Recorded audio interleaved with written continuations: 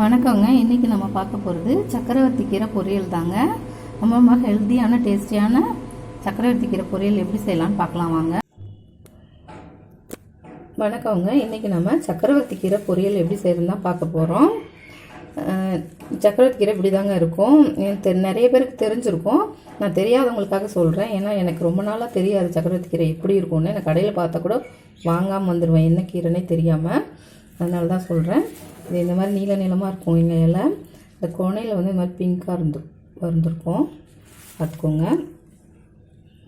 வாங்க எப்படி செய்யலான்னு பார்க்கலாம். கீரை பொரியல் செய்கிறதுக்கு கீரையை இந்த மாதிரி பொடி பொடியாக கட் பண்ணி வச்சுக்கோங்க. நல்லா அலசி எடுத்துக்கோங்க. மண் இருக்கும். ஒரு பெரிய வெங்காயம் எடுத்துக்கோங்க. இல்லைன்னா 2 சின்ன வெங்காயம் எடுத்து கட் பண்ணி வச்சுக்கோங்க. ஏன்னா வெங்காயம் அதிகமாக போட்டிங்கன்னா தான் கீரை ரொம்ப டேஸ்ட்டாக இருக்கும். இது வந்து ஒரு 4 பல் பூண்டு தட்டி வச்சுருக்கேன். ஒரு 5-6 காஞ்ச மிளகாய், கடலைப்பருப்பு, உளுத்தம்பருப்பு. ஸ்டவ்வில் கடாயை வச்சுட்டு 1 டேபிள் ஸ்பூன் அளவுக்கு எண்ணெய் ஊற்றிக்கோங்க.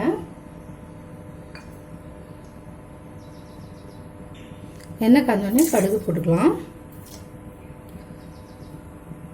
கடுகு பொரியும் போதே கடலைப்பருப்பு, உளுத்தம்பருப்பு போட்டு கொஞ்சம் லைட்டாக வதக்கி வச்சுக்கணும்.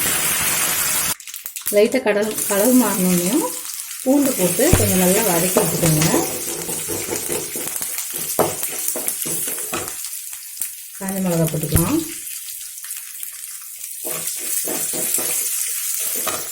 வெங்காயம் போட்டுக்கலாம்.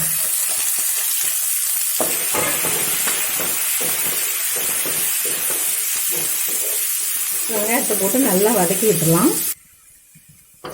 வெங்காயம் நல்லா வதங்கினதுக்கப்புறம்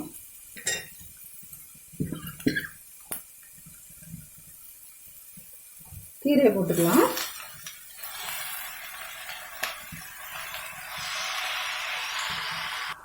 கீரையை போட்டு 1 நிமிஷம் அப்படியே மூடி வைங்க. ஒரு நிமிஷத்துக்கு அப்புறம் பாருங்கள், இந்த மாதிரி கீரை நல்லா வதங்கி வந்துடும். நீங்கள் தண்ணியெல்லாம் எதுவுமே ஊற்ற வேண்டாம். இதில் இருக்க தண்ணியே போதும். நீங்கள் ஸ்டவ்வை மீடியம் ஃப்ளேமில் வச்சுக்கோங்க, கம்மி பண்ணி வச்சுக்கோங்க. நல்லா இந்த மாதிரி வதக்கி விட்டுட்டு உப்பு போட்டுக்கலாம். உப்பு நீங்கள் தேவையான அளவு போட்டுக்கோங்க. உப்பு போட்டு நல்லா கிளறி விட்டுட்டு திருப்பியும் மூடி வச்சுருங்க 1 நிமிஷம்.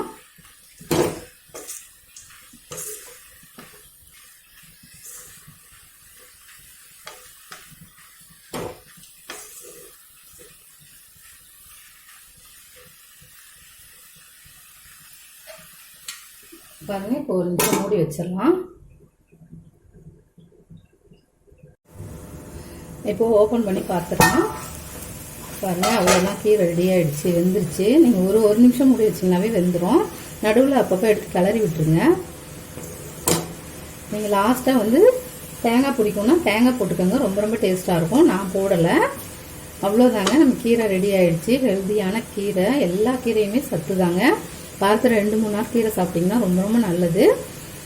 நீங்களும் செஞ்சு பாருங்கள், ஷேர் பண்ணுங்கள், லைக்